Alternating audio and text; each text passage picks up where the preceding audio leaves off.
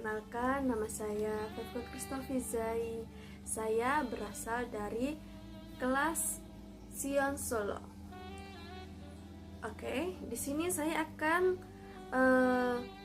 mempresentasikan dimana tentang salah satu sejarah gereja di Asia Lama. Oke, kita masuk ke pendahuluannya ya.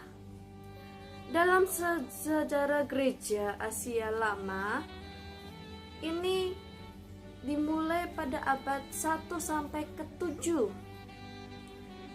di mana dalam sejarah ini memiliki satu kebudayaan manusia di mana di dunia Asia ini adalah salah satu tempat akar-akar agama besar, gitu kan?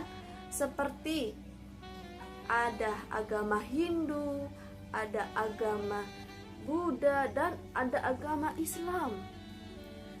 Selain itu, ada 4 kekuasaan yang besar, di mana kekuasaan besar yang di dalam Asia Barat yang dikuasai oleh Romawi, kekayaan Parthia atau disebut juga dengan Persia.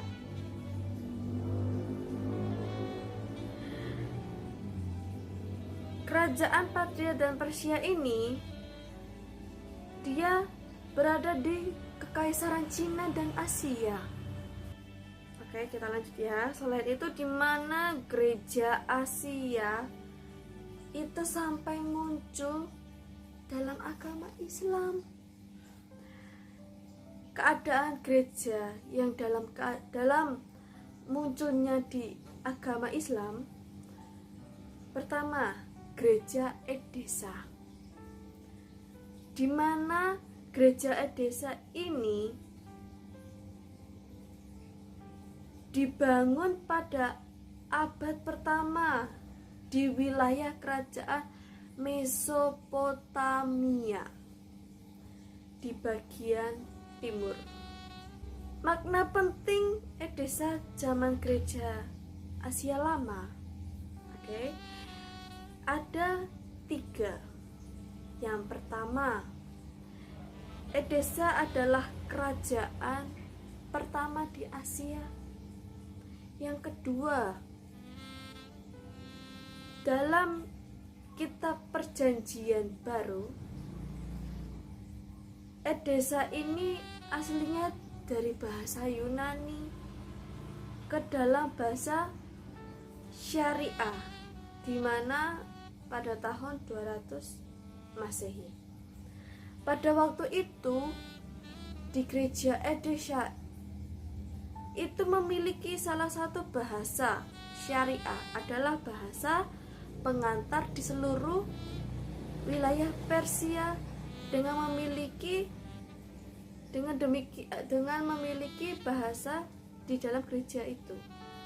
Yang ketiga, bangunan gereja pertama yang ada di Yunani, maksudnya di dalam Asia Lama ini, itu adalah gereja Edesa, di mana raja ini raja ini tuh membangun salah satu gereja Edesa. Gereja ini dibangun oleh Raja Edesa, dibangun oleh Raja Abgar setelah ia menjadi Kristen. Jadi gereja itu gereja pertama lah di Asia itu ditemukan bukan di desa tapi di Edesa, gitu kan. Terus dokumen syariah yang berjudul Doktrin Adai pada tahun 390 sampai 430 Masehi melaporkan masanya tibanya Adai. Adai itu nama lainnya bisa dikatakan dengan Tedeus sebagai munculnya Rasul Mesopotamia. Di Edesa, Raja Abgar kelima yang mempunyai penyakit dan disembuhkan oleh Abdai dengan cara mujizat. Wah, itu sangat mujizat sekali, bukan? Selain itu, di dalam dokumen Syirah dikatakan adanya kelanjutan hasil UPI, yaitu ada para bangsawan dan anggota keluarga raja, ada pimpinan-pimpinan agama suku setempat, ada orang-orang Yahudi yang ahli Taurat dan kitab nabi-nabi, mereka juga pelaku pedagang-pedagang surga. Nah, ini yang kita cari-cari di dalam suatu gereja di Edessa, di mana kekristenan terkemuka di Edessa itu juga memiliki tokoh-tokoh. Yang pertama kita sebut dengan tokoh Tatianus. Tatianus ini kira-kira dia tuh hidup dari tahun 130 sampai 200 Masehi. Lama tidak? Dimana seorang Tatianus ini lahir di Assyria, maaf ya. Dimana Assyria ini di daerah, salah satu daerah Mesopotamia Utara, dimana dalam tokoh kekristenan Tatianus ini memiliki salah satu ide bagaimana untuk gereja ini supaya tumbuh. Yang pertama, dia mendapatkan laporan para rasul yang memiliki otoritas yang sama dengan para nabi dalam Perjanjian Lama, dan menolak hukum Taurat sebagai sesuatu yang tidak dipaksakan. Yang kedua,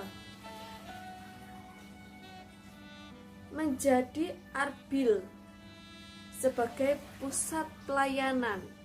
Nah, yang ketiga, menekankan pembangunan teks terjemahan Perjanjian Lama bahasa Aram di setiap gereja Syria sebagai membedakan di mana orang Kristen Helenis yang menggunakan Septuaginta, di mana dalam terjemahannya bahasa Yunani, Perjanjian Lama, dan bahasa aslinya di Ibrani. Yang selanjutnya, yang keempat, sebagaimana proses kanon Perjanjian Baru ini yang diakui oleh Sinode Hippo-Regius pada tahun 393 dan Sinode Carthago tahun 397, yang dimana Tatianus ini mengerjakan versi Injil yang berbeda dengan ini. Selain itu, di dalam tokoh sejarah di gereja Edessa, tokoh yang kedua adalah Bardaisan atau Bardesanes pada tahun 154 sampai 222 Masehi, di mana nama latinnya Bardaisan ini adalah Bardesanes. Dia lahir di Edessa pada tahun 154, seorang olahragawan, bangsawan, penyair, ahli filsafat, adalah teman Raja Abgar. Pada usia ke-25, ia dibaptis menjadi Kristen. Jadi sebelumnya salah satu tokoh Bardaisan ini sebelum dia masuk ke Kristen di usia 25, dia ini adalah memilih agama Islam.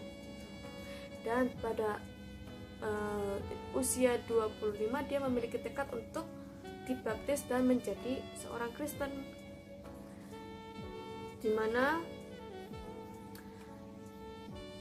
dia dibaptis oleh Hystaspas.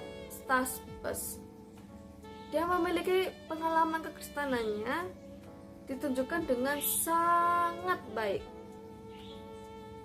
yang oleh karena itu ia diangkat menjadi diaken, karena dia menunjukkan di mana sifat dia, di mana sikap dia saat dia sudah dibaptis dan dia benar sungguh-sungguh ingin menjadi seorang